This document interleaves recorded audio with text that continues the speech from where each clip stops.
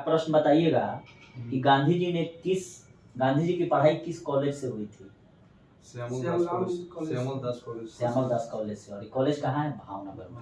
और श्यामल दास इसी संबंधित बीपीएससी में एक प्रश्न पूछा था कि निम्न में से किस कॉलेज से गांधी जी ने पढ़ाई की थी, तो उसमें भावनगर ऑप्शन था। ठीक है, तो बिल्कुल सही है, श्यामल दास कॉलेज। और गांधी जी की स्कूली पढ़ाई कहाँ से हुई थी? मतलब जैसे पहला, दूसरा, पांचवा, सातवां तक राजकोट से। ठीक है। गांधी जी के पिताजी का क्या नाम था? करमचंद गांधी। अर्थात गांधी जी का नाम मोहनदास ही था और उनके नाम के साथ जुड़ा था मोहनदास करमचंद गांधी। नेक्स्ट प्रश्न है कि महात्मा गांधी जो है वो दक्षिण अफ्रीका कब गए? 1893 में दक्षिण अफ्रीका गए। क्यों गए थे? तो दादा अब्दुल्ला ने उनको बुलाया था केस लड़ने के लिए। ठीक है। और गांधी जी वकालत की पढ़ाई करने के लिए लंदन कब गए? 1888 में गए। और 1888 में ये गए और 1891 तक जो है 3 साल में ही पढ़ाई करके बैरिस्ट्री यानी वकील की इंडिया लौटे। यहाँ तक ठीक है। गांधी जी ने सर्वप्रथम सत्याग्रह का प्रयोग कहाँ किया था? कब किया था? 1906 में। क्यों किया था? वहाँ पे जो कहने का मतलब है कि वहाँ जो भारतीय रह रहे थे ना, तो वहाँ रंग भेद की नीति थी, गोरा और काला का। इसी गोरा और काला के लिए जो यहाँ वहाँ पर इंडियंस जो रह रहे थे साउथ अफ्रीका में, तो उनको एक रजिस्ट्रेशन करवाना रहता था। इसी रजिस्ट्रेशन प्रथा के विरुद्ध में गांधी जी ने सन 1906 में साउथ अफ्रीका में जो है सो सत्याग्रह का प्रयोग किया। अगर प्रश्न पूछ दे कि गांधी जी ने भारत में पहला सत्याग्रह कहाँ किया था? 1917 में। यहाँ चंपारण 1917 में क्यों किया था? किसानों के नील की खेती के 3 कठिया प्रथा। 3 कठिया का मतलब हुआ 20 कट्ठा में 3 नील की खेती करना अनिवार्य था, यानी कि 0:3/20। ठीक है। तो ये जो अच्छा ठीक है, एक तो हो गया कि चंपारण सत्याग्रह के दौरान 3 कठिया प्रथा के विरुद्ध, और दूसरे जो अंग्रेज निलहे थे उनके खिलाफ। तो ये 3 कठिया प्रथा आखिर था क्या? माने इसका सिस्टम यहाँ तो क्या था? 3 कठिया प्रथा सिस्टम ये था कि मतलब किसानों को धान की खेती हो जाए, ऊख की खेती, जो भी फसल हो, उसके 1 बीघा में 3 कट्ठा नील की खेती अनिवार्य उनको। ठीक है। चंपारण में जो राजा थे ना, और राजा के अलावा बड़े बड़े यहाँ भूस्वामी जमींदार थे। उन्हीं जमींदारों और भूस्वामियों के अंतर्गत गांव के सारे मतलब जमीन के ठेकेदारी होता था। उन लोगों से, उन भूस्वामियों, जमींदारों और चंपारण के राजा से ये जो अंग्रेज नीलहे बागान के जो मालिक थे, प्लांटर्स, वे आए और इन लोगों से पट्टा पर जो है जमीन ले लिए। जैसे मुरली हरारवा गांव था राजकुमार शुक्ला का, तो वहां का जमीन का पूरा पट्टा कौन ले लिया? ये जो ठेकेदार थे अंग्रेज, और ले लिए। और वहां पर जो है किसानों से जबरदस्ती 20 कट्ठा में 3 कट्ठा नील की खेती को करना अनिवार्य बना दिया। अगर किसान उससे बचना चाहता था तो उसे कई प्रकार के कर देने होते थे, जिसका नाम था तावान, सरहवेसी। अगर आप बचना चाहते हैं तो इसे कीजिए। तो क्या हुआ कि काफी जनता त्रस्त हो गई, क्योंकि नील की खेती जिस 3 कट्ठे पर होती थी, अगले वर्ष उस 3 कट्ठे पर कोई भी फसल नहीं हो पाती थी। तो जैसे मान लीजिए कि 20 कट्ठा जमीन हो गया, 3 कट्ठा में नील का खेती हो गया, 17 कट्ठा में आप धान बोए, लेकिन जो 3 कट्ठा पर नील आज इस वर्ष उपजा लिए, अगले फसल में उस 3 कट्ठा में तो उपजाइएगा तो कुछ होगा नहीं, तो अगला 3 कट्ठा भी और बर्बाद होगा। इसीलिए किसान काफी त्रस्त थे, और इस नील की खेती से बचने के लिए उनको तवान और सरहवेसी जैसे करों को अदायगी करनी होती थी, जो काफी दुष्कर थी। तो इसलिए राजकुमार शुक्ला जो है वे गांधी जी से कहाँ अनुरोध करते हैं? लखनऊ अधिवेशन, और कहते हैं कि चंपारण आप चलिए और वहाँ के माने किसानों की दयनीय स्थिति को देखिए। तब गांधी जी यहाँ पहुँचते हैं और किसानों का लेकर 3 कठिया प्रथा के विरुद्ध आंदोलन चलाते हैं। और इसमें जो है मतलब अंग्रेजों को झुकना पड़ता है। गांधी जी से मुलाकात हुआ। नेक्स्ट प्रश्न पे हम लोग आते हैं कि अच्छा, नटाल कांग्रेस की स्थापना गांधी जी द्वारा कब की गई थी? नटाल कांग्रेस की स्थापना गांधी जी द्वारा सन 1894 में साउथ अफ्रीका में की गई। ठीक है। नेक्स्ट प्रश्न है कि अंग्रेज जो सरकार थी वो गांधी जी को कैसरे हिंद की उपाधि दी थी। तो ये कैसरे हिंद की उपाधि क्यों दी थी? और इसी कैसरे हिंद की उपाधि को गांधी जी ने जालियांवाला बाग नरसंहार के कांड के कारण जो है वापस कर दिया था, 1920 में लौटा दिया। 1920 में लौटा दिए थे। साथ ही रविन्द्रनाथ टैगोर ने भी अपने नाइटहुड यानी कि सर की उपाधि को लौटा दिया था। जमनलाल बजाज ने भी अपना उपाधि लौटा दिया था। तो ये कैसरी हिंद की उपाधि गांधी जी को अंग्रेजों ने क्यों दी थी?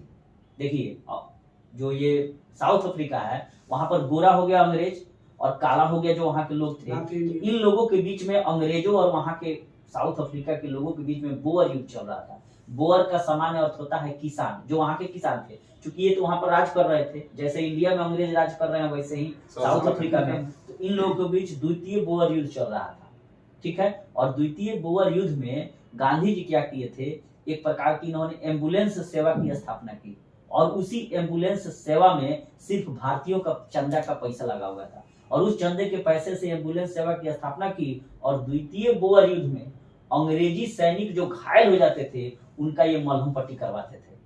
इसी कारण जो है गांधी जी चूंकि उनका सेवा कर रहे थे और यहाँ पर भी द्वितीय क्या बोलते हैं उसको, प्रथम विश्व युद्ध में इन्होंने अंग्रेजों को कहा कि आप जो है अंग्रेजी सरकार में भर्ती हो जाइए, लड़ाई को लड़िए, क्योंकि अंग्रेज जीत जाएंगे तो भारत को आजाद कर देंगे। इसी कारण इनको कैसरे की हिंद की उपाधि दी गई थी। तो क्यों दी गई थी? द्वितीय बोअर युद्ध में अंग्रेजी सैनिकों की मलहम पट्टी करने के कारण। और आगे चलकर महात्मा गांधी ने कैसरे हिंद की उपाधि जालियांवाला बाग नरसंहार घटना के कारण लौटा दी। ठीक है, अब नेक्स्ट प्रश्न करते हैं कि आखिर गांधी जी को किन कारणों से भर्ती कराने वाला सार्जेंट लोग भारत के कहने लगे? क्यों भर्ती कराने वाला सार्जेंट कहने लगे? कैसरे हिंद जो उपाधि में नहीं, क्योंकि द्वितीय विश्व युद्ध में भारतीयों को ये सेना में भर्ती होने के लिए कहते थे या भर्ती हो जाइए, अंग्रेजों को जीत दिलाइए और प्रथम विश्व युद्ध जीतने के बाद ये लोग क्या करेंगे, भारत को आजाद कर देंगे। लेकिन अंग्रेज तो हमेशा धोखा देते थे, कहते थे कुछ और करते कुछ थे। नेक्स्ट प्रश्न है कि गांधी जी भारत कब लौटे? 9 जनवरी 1915 और उसी दिन जो है प्रवासी भारतीय दिवस मनाया जाता है। ठीक है, अच्छा, गांधी जी ने पहला भाषण कहाँ दिया था? बनारस हिंदू विश्वविद्यालय में, हाँ, BHU के उद्घाटन में 1916 में जो है गांधी जी ने पहला अपना भाषण दिया था। ठीक है, तो BHU की स्थापना किसने की थी? मदन मोहन मालवीय। ये इस BHU की जो स्थापना हुई बनारस हिंदू यूनिवर्सिटी की, उससे पहले एनी बेसेंट जो थी उनके द्वारा वहां पर बनारस सेंट्रल कॉलेज की भी स्थापना की गई थी। और वही जो बनारस सेंट्रल कॉलेज की स्थापना एनी बेसेंट द्वारा की गई थी, वहीं आगे चलकर BHU बना, जिसकी स्थापना मदन मोहन मालवीय ने अर्थात MMM ने किया। और यहीं पर गांधी जी ने पहला अपना भाषण दिया। ठीक है, नेक्स्ट पे हम लोग आते हैं कि किसके आग्रह पर गांधी जी चंपारण आए थे? राजकुमार शुक्ला जो है वो चंपारण के मुरली हरवा गांव के रहने वाले थे, पश्चिम चंपारण के। ठीक है, नेक्स्ट पे आते हैं कि किस सत्याग्रह के दौरान रविंद्रनाथ टैगोर ने गांधी जी को महात्मा की उपाधि दी थी? चंपारण सत्याग्रह का आंदोलन के दौरान। ठीक है, अच्छा, बहुत अच्छा प्रश्न है। चंपारण सत्याग्रह आंदोलन के दौरान गांधी जी को महात्मा की उपाधि रविंद्रनाथ टैगोर ने दी थी। ठीक है, अच्छा, गांधी जी ने पहला भूख हड़ताल कब किया था? अहमदाबाद मिल मजदूर आंदोलन में 1918 में हुआ था। और अहमदाबाद है कहाँ? तो साबरमती नदी के किनारे गुजरात में। ठीक है, और यहाँ पर ये मिल मजदूर आंदोलन था क्या? ये था कि वेतन को बढ़ाया जाए, बोनस के मुद्दा था। मजदूर जो थे ये चाहते थे कि हमको 50% प्लेग का बोनस दिया जाए, क्योंकि प्लेग फैल गया था। लेकिन ये जो कंपनी के जो मालिक थे, मिल के जो मालिक थे, वे लोग कह रहे थे कि नहीं, हम 20% बोनस देंगे। इसी के लिए जो है वहां पर मतलब आंदोलन हुआ और गांधी जी के सहयोग से अंततः जो मिल के जो मालिक थे वे 35% प्लेग के बोनस देने को राजी हो गए। तब जाकर ये आंदोलन खत्म हुआ। और गांधी जी ने यहीं पर सर्वप्रथम अहमदाबाद मिल मजदूर आंदोलन 1918 में प्रथम बार भूख आंदोलन 3 दिन का हुआ था। बहुत अच्छा प्रश्न है ये। और यहाँ पर जो है अंबालाल साराभाई की बहन अनुसुईया बेन जो थी वो गांधी जी का काफी मदद की। अंबालाल साराभाई खुद मिल मालिक था और उसी के बहन गांधी जी के साथ हो गए। ठीक है, नेक्स्ट हम लोग प्रश्न चलते हैं कि और यही जो, अच्छा ठीक है, खेड़ा सत्याग्रह कब हुआ था? चंपारण सत्याग्रह के 1 साल बाद, यानी कि चंपारण सत्याग्रह 1917 में होता है, तो खेड़ा सत्याग्रह 18 में होता है। ठीक है, ये अच्छा, यहाँ पर सरदार वल्लभ भाई पटेल की काफी अहम भूमिका हो जाती है। तो खेड़ा सत्याग्रह हो गया हम लोगों का, जो गुजरात के खेड़ा जिला में है। ठीक है, नेक्स्ट चलते हैं हम लोग। एक और वहां पर सत्याग्रह हुआ था, बारदोली सत्याग्रह। वहां पर वही बारदोली की महिलाओं की ओर से गांधी जी ने सरदार वल्लभ भाई पटेल को सरदार की सरदार उपाधि। की उपाधि दी। ठीक है। नेक्स्ट पढ़ेंगे रॉलेट एक्ट कब पारित हुआ, जिसे काला 1919 में 1919 में 18 18 मार्च 1919 को रॉलेट एक्ट पारित हुआ, जिसे काला कानून कहा काला जाता है। कानून। अच्छा, इसे काला कानून कहा क्यों जाता है? काला कानून कहा जाता है इसलिए कि बिना अपील और बिना दलील आपको कहने का मौका ही नहीं दिया जाएगा और आपको जो है 2 साल के लिए गिरफ्तार कर लिया गिरफ्तार जाएगा। कर लिया जाएगा। अच्छा, ये जो काला कानून जो बना था, जिसे रॉलेट एक्ट कहा जाता है, काला कानून तो हम लोग देसी भाषा में नाम दिए गांधी जी ने कि ये काला कानून, ठीक है, लेकिन ये था वास्तविक में रॉलेट एक्ट। रॉलेट तो इस रॉलेट एक्ट का अध्यक्ष कौन था जिसने इस एक्ट को बनाया? Sir Sydney Rowlatt. Sir Sydney Rowlatt. अच्छा, ये रॉलेट एक्ट बना क्यों था? इसके बनने के पीछे कोई कारण होगा ना। बात है तब की जब 1914 से लेकर 1918 तक पूरा विश्व जो था प्रथम विश्व युद्ध में संलग्न था और अंग्रेज भी उसमें शामिल थे और अंग्रेजों के हम गुलाम थे भारतीय, तो यहाँ के लोग भी उसमें शामिल थे। तो जब किसी भी विश्व कोई भी देश से युद्ध होता है तो क्या होता है? मार्शल लॉ लागू होता है। तो जब मार्शल लॉ लागू होगा अर्थात सैनिक शासन होगा तो उस समय तो कोई भी क्रांतिकारी गतिविधियां नहीं हो पाएंगी, होगी भी तो छिट फुट, अगर आप कीजिएगा तो सीधे गोली मार दिया जाएगा। तो प्रथम विश्व युद्ध के समाप्ति के बाद अंग्रेज चाहते थे कि भारत में पहले ही जैसा सिस्टम हम लागू रखें, सैनिक शासन, लेकिन यहाँ पर नेता ऐसा नहीं चाहते थे। तो यहाँ पर क्रांतिकारी गतिविधियों को कंट्रोल करने के लिए जो है एक कानून लाने का अंग्रेजों ने सोचा और तब सर सिडनी रॉलेट की अध्यक्षता में रॉलेट एक्ट को पारित कराया ताकि हम क्रांतिकारी गतिविधियों पर कंट्रोल कर सकें। ठीक है, और इसी में है ये बिना अपील और बिना वकील और बिना दलील का ये कानून था और इसमें कितने सालों के लिए नजरबंद किया जा सकता था? 2 साल के लिए। अब कोई भी अब सुनवाई नहीं होगा, इसीलिए इसे काला कानून कहा गया। ठीक है, और इसी के एवज में जो है 6 अप्रैल 1919 को देश भर में राष्ट्रीय अपमान दिवस के रूप में मनाया गया गांधी जी का आह्वान पर और इसी कारण जो है गांधी जी ने सत्याग्रह लीग बनाई। ठीक, तो कहीं कहीं नाम लिखता है कि रॉलेट सत्याग्रह कब शुरू हुआ? 1919 में। ठीक है, और शायद इन्हीं सब कारणों के कारण जो है 1 अगस्त 1920 को असहयोग आंदोलन गांधी जी को शुरू करना पड़ा। ठीक है, तो 1 अगस्त 1920 को असहयोग आंदोलन शुरू होता है तो किस राष्ट्रीय नेता की उस दिन मृत्यु हो जाती है? बाल गंगाधर तिलक।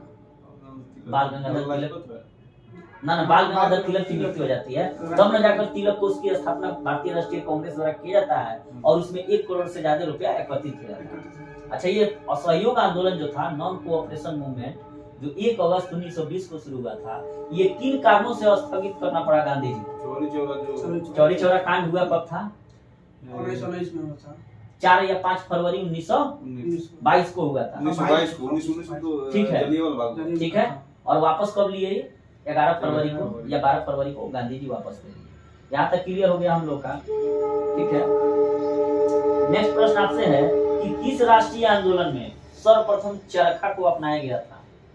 तो यही वह असहयोग आंदोलन है 1920 वाला, जिसमें सर्वप्रथम चरखा को अपनाया गया। ठीक है, अच्छा, नेक्स्ट प्रश्न है कि सत्य के साथ मेरे प्रयोग, ये किसकी आत्मकथा है?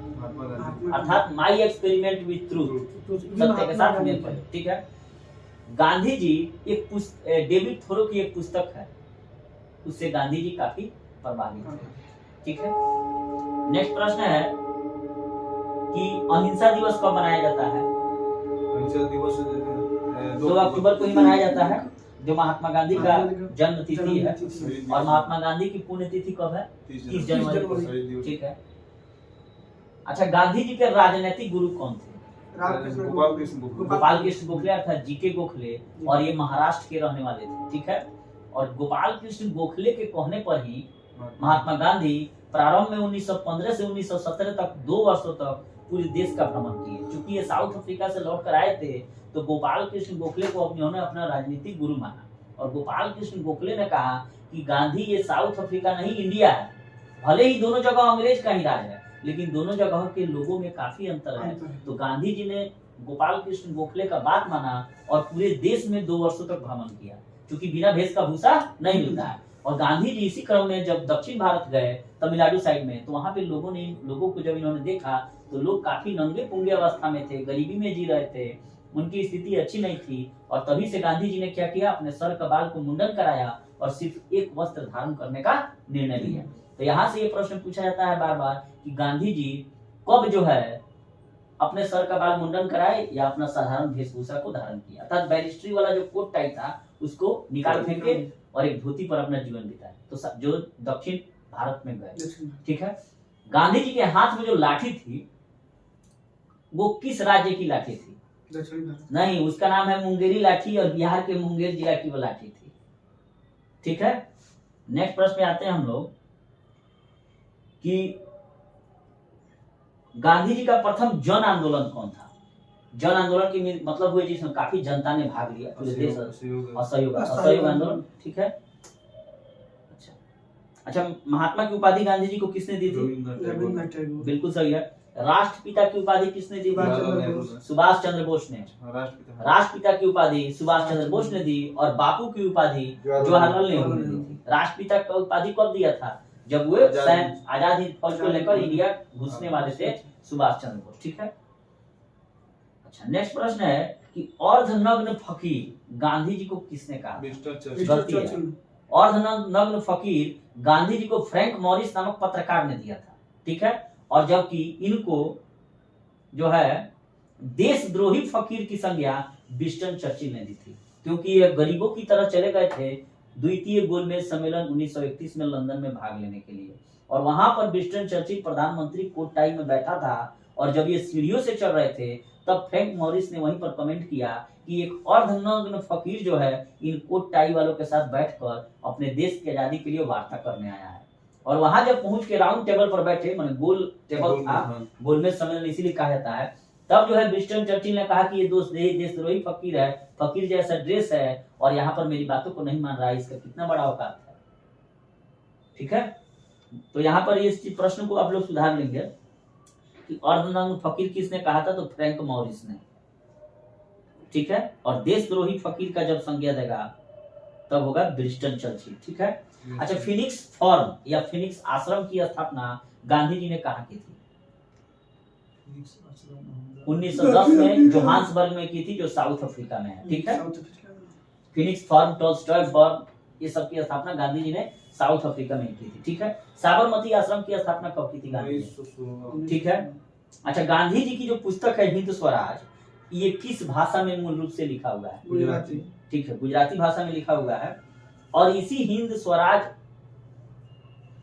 हाँ ठीक है, गुजराती भाषा में 1909 से सत्य के साथ मेरे प्रयोग या माई एक्सपेरिमेंट की माध्म कथा है, और मेरे सपनों का भारत भी इनकी पुस्तक है।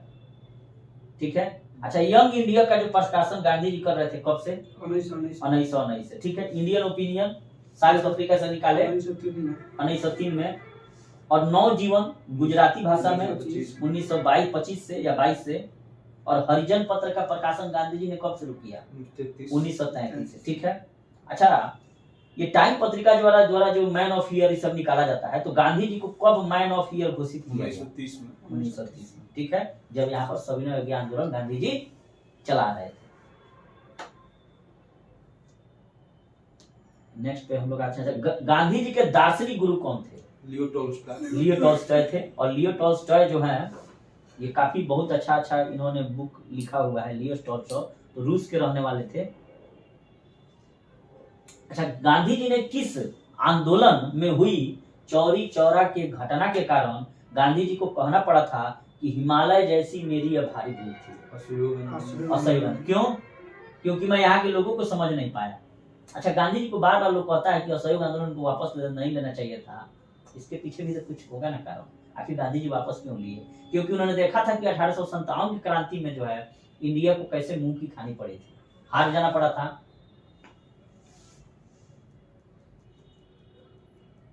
अच्छा चौरी चौरा का जब घटना हुआ गोरखपुर में, तो उसके नेता कौन थे? चौरी चौरा कांड के नायक भगवान अहिर। ठीक है, और वहां कितने पुलिस कर्मियों की जान गई थी? 22। ये बार बार प्रश्न पूछा जाता है। नेक्स्ट प्रश्न है कि गांधी जी ने दांडी यात्रा कब आरंभ की थी? 12 मार्च 1930 को अपने 78 स्वयं सेवकों के साथ निकले। 388 किलोमीटर या 85 किलोमीटर की यात्रा तय किए, और 5 अप्रैल 1930 को ये दांडी पहुंचे। 5 अप्रैल को शाम में पहुंचे तो रात हो गया था, तो 6 अप्रैल को उन्होंने एक मुट्ठी समुद्र के तट पर बालू या नमक को उठाया और कहा कि मैंने नमक कानून को तोड़ा। और तब वहीं से पूरे देश में जो है सो सविनय अवज्ञा आंदोलन तो साबरमती से शुरू हो गया था जब चले थे तब है। यही तो प्रश्न बीपीएससी में पूछा था कि सविनय अवज्ञा की शुरुआत किससे मानी जाती है, डांडी से कि साबरमती से? तो साबरमती आश्रम से शुरू हो गया था वो। यहाँ आप लोग इस चीज को ध्यान देंगे, ठीक है। अच्छा, हरिजन सेवक संघ के संस्थापक अध्यक्ष कौन थे? घनश्याम दास बिरला। और हरिजन सेवक संघ की स्थापना किसने की? तब महात्मा गांधी। संस्थापक अध्यक्ष घनश्याम दास बिरला और इसकी स्थापना किसने की थी? तो महात्मा गांधी ने। यही वो घनश्याम दास बिरला है, रुपया पैसा वाले, जो कांग्रेस के बहुत समय तक क्या थे, खजांची रहे थे। नेक्स्ट प्रश्न है कि किस प्रस्ताव के बारे में गांधी जी ने कहा था कि ये पोस्ट डेटेड चेक है जिसका बैंक जो है जल्द ही नष्ट होने वाला है? तो क्रिप्स प्रस्ताव के बारे में कहा था, अर्थात क्रिप्स मिशन जो 1942 में आया था, ठीक है। कैबिनेट मिशन कब आया था? 1946 में आया था। और साइमन कमीशन आया था 1928 में। तो साकिके साइमन कमीशन 1928, क्रिप्स मिशन 1942 और कैबिनेट मिशन 1946, ठीक है। नेक्स्ट पे हम लगाते हैं कि अगस्त क्रांति किस आंदोलन को कहा जाता है? भारत छोड़ो आंदोलन को अगस्त क्रांति कहा जाता है। अगर यही अगस्त प्रस्ताव रहता तो हो जाता लॉर्ड लिनलिथगो, जो 1940 में जारी किया था। लॉर्ड लिनलिथगो को कहना था कि मुसलमानों को जो आरक्षण मिला है वो आरक्षण लागू ही रहेगा, आप चुनाव कराइए। तो उसको कहा जाता है। अब तो जब भी प्रश्न पूछे कि अगस्त प्रस्ताव किस गवर्नर जनरल ने किया, तो लॉर्ड लिनलिथगो। और अगस्त क्रांति भारत छोड़ो आंदोलन को कहा जाता है, जो 8 अगस्त 1942 को शुरू हुआ और 9 अगस्त 1942 को गांधी जी को कहाँ कैद कर दिया गया? आगा खां पैलेस, पूना में, ठीक है। और यहाँ से एक और प्रश्न आता है कि भारत छोड़ो आंदोलन यानी कि क्विट इंडिया मूवमेंट का स्लोगन किसने दिया, नारा किसने दिया? महात्मा गांधी। गलती है। क्विट इंडिया मूवमेंट अर्थात भारत छोड़ो आंदोलन स्लोगन का नारा यूसुफ मेहर अली ने दिया। लेकिन भारत छोड़ो आंदोलन के दौरान करो या मरो, डू एंड डाई का नारा किसने दिया? महात्मा गांधी। कब? महात्मा गांधी होगा, ठीक है। अच्छा, एक और प्रश्न है कि किस गोलमेज सम्मेलन में गांधी जी भाग लेने लंदन गए थे? द्वितीय गोलमेज सम्मेलन हुआ कब? 1931 में। प्रथम गोलमेज सम्मेलन कब हुआ? तृतीय गोलमेज सम्मेलन कब हुआ? 32 में, बिल्कुल सही है। क्या नाम है उनका? भीमराव अम्बेडकर ऐसे पहले व्यक्ति हैं जो तीनों गोलमेज सम्मेलन में भाग लिए, ठीक है। और कांग्रेस की ओर से महात्मा गांधी सिर्फ एक भाग लिए। उस समय गवर्नर जनरल कौन था? लॉर्ड इरविन था, ठीक है। और ब्रिटेन का प्रधानमंत्री कौन था? रैमजे मैकडोनाल्ड, जिसने सांप्रदायिक पंचायत को जारी किया था, ठीक है। अच्छा, गांधी जी जो किस जहाज से गए थे? SS राजपूताना जहाज से, ठीक है, इंग्लैंड पहुंचे। अच्छा, गांधी जी एकमात्र जो है कांग्रेस के किस अधिवेशन की अध्यक्षता उन्होंने की? 1924 में जो हुआ था बेलगाम कर्नाटक में, ठीक है। अच्छा, जब भारत आजाद हुआ था 15 अगस्त 1947 को, तो गांधी जी थे कहाँ? कोलकाता के नवाबखली में थे, ठीक है। गांधी जी का हत्या जो है नथुराम गोडसे द्वारा दिल्ली में हुई थी, और वहीं से जो है वो शहीद दिवस मनाया जाता है, ठीक है। अब आते हैं हम लोग नेक्स्ट प्रश्न पे। अच्छा, एक चीज बताइएगा लोग कि भारत का पहला बाघ रिजर्व कौन सा है? जिम कॉर्बेट, ठीक है। और बाघों की संख्या की दृष्टि से भी जिम कॉर्बेट प्रथम उसका नाम भी पूछता है। Jim Corbett Harry national park है, ठीक है। और रामगंगा नदी वहीं से बहती है, ठीक है। तो यहाँ से प्रश्न पूछा जाता है कि भारत का पहला बाघ रिजर्व कौन है? तो जिम कॉर्बेट, ठीक है। और बाघों की संख्या के आधार पर भी जिम कॉर्बेट का प्रश्न आता है। वहीं अगर पूछा जाए कि किस राज्य में सबसे ज्यादा बाघ हैं, मध्य प्रदेश, इसीलिए उसको टाइगर स्टेट भी कहा जाता है, ठीक है, यहाँ तक। अच्छा, क्षेत्रफल की दृष्टि से सबसे बड़ा टाइगर रिजर्व अर्थात बाघ रिजर्व कौन है? आंध्र प्रदेश का है, जिसका नाम है नागार्जुन सागर, ठीक है। और सबसे छोटा टाइगर रिजर्व कौन है? हाँ, बोर है, महाराष्ट्र का बोर है। अच्छा, टाइगर मैन ऑफ इंडिया किसे कहा जाता है? कैलाश संखला, ठीक है। अच्छा, भारत में कुल कितने टाइगर रिजर्व है? 53 है, बिल्कुल सही है। और अंतरराष्ट्रीय बाघ दिवस कब मनाया जाता है? 29 जुलाई, ठीक है। यहाँ सर, अब बाघ का वैज्ञानिक नाम क्या है? पैंथेरा टाइग्रिस, ठीक है। अच्छा, भारत के ऐसे कितने राज्य हैं जिसमें बाघ पाए जाते हैं? 18 राज्य हैं, ठीक है। और भारत में अगर बाघों की संख्या वर्तमान में देखी जाए तो 2967 है। यहाँ से ये चीज क्लियर हो गया। नेक्स्ट प्रश्न है कि वर्तमान जो 2011 की जनगणना हुई, उस जनगणना के आयुक्त कौन थे, कमिश्नर कौन थे? सी चंद्र मौर्य, ठीक है। वहीं अगर आपसे हम पूछें कि स्वतंत्र भारत के प्रथम जनगणना आयुक्त कौन थे, तो आर्य गोपाला स्वामी। तो स्वतंत्र भारत के प्रथम जनगणना आयुक्त आर्य गोपाला स्वामी जो थे 1949 से 1953 तक रहे, और अभी वर्तमान में जो 2011 की जनगणना हुई है ये स्वतंत्र भारत की 7वीं और पूरे देश की अगर देखा जाए शुरू से 1872 से लेकर तो 15वीं थी, और इसके आयुक्त कौन थे? सी चंद्र मौर्य। एक और चीज प्रश्न पूछा हुआ था बीपीएससी में एक बार कि ये जो जनगणना का शुभंकर क्या था? 2011 की जो जनगणना हुई इसका मस्कट क्या था? तो प्रगणक शिक्षिका, ठीक है, क्योंकि टीचर लोग बार बार करता है उसको। अच्छा, नेक्स्ट प्रश्न आप लोगों से है कि अच्छा 2011 की जनगणना का आदर्श वाक्य क्या था? हमारी जनगणना हमारा भविष्य, ठीक है। अच्छा, जनगणना किस सूची का विषय है? संघ सूची की राज्य सूची? संघ सूची का विषय है, बिल्कुल सही है। और किस अनुसूची में अंकित है? 246 तो अनुच्छेद हो गया, 7वीं अनुसूची, ठीक है। अच्छा, जनगणना का, अच्छा शुरू से हम लोग आते हैं कि भारत में पहली बार जनगणना कब हुई? 1872 लॉर्ड मेयो के काल में। और इसी मेयो को एक बड़ा चाकू मारकर क्या किया? बर्मा में हत्या कर दिया था। ये चीज याद रखिएगा, ठीक है। और देश में नियमित यानी कि रेगुलर रूप से जनगणना 1881 लॉर्ड रिपन, ठीक है। लॉर्ड रिपन को भारत का उद्धारक भी कहा जाता है, ठीक है। अच्छा, स्वतंत्र भारत की पहली जनगणना कब हुई?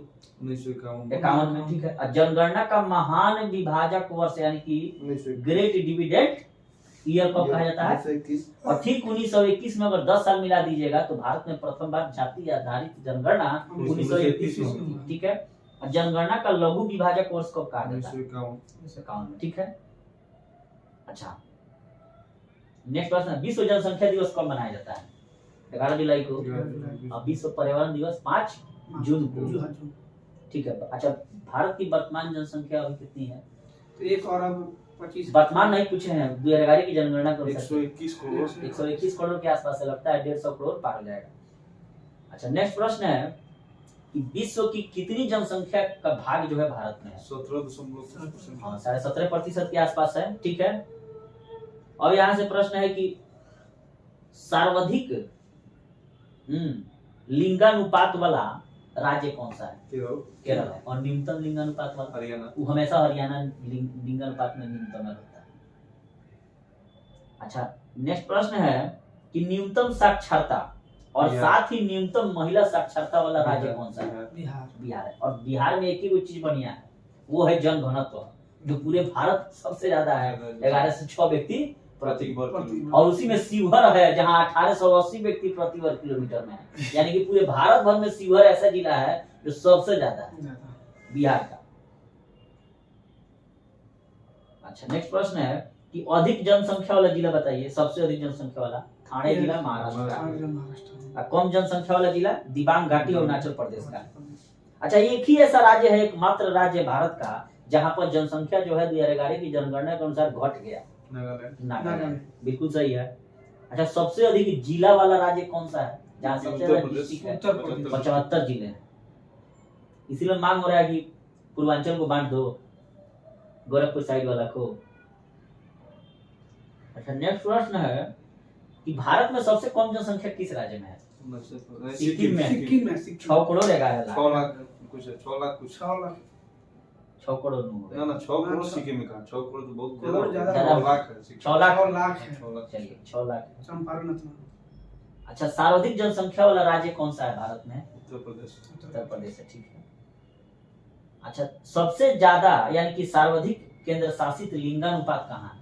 केंद्र शासित राज्य पुडुचेरी में, जहाँ लिंगानुपात सबसे ज्यादा है। और सबसे जनसंख्या में हाँ दिल्ली होगा सबसे जनसंख्या में, हाँ जनसंख्या में ठीक है। दिल्ली। अच्छा, जनसंख्या घनत्व तो भारत स्तर में कितना है? देश स्तर पर 382 वर्ग 382 प्रति वर्ग किलोमीटर।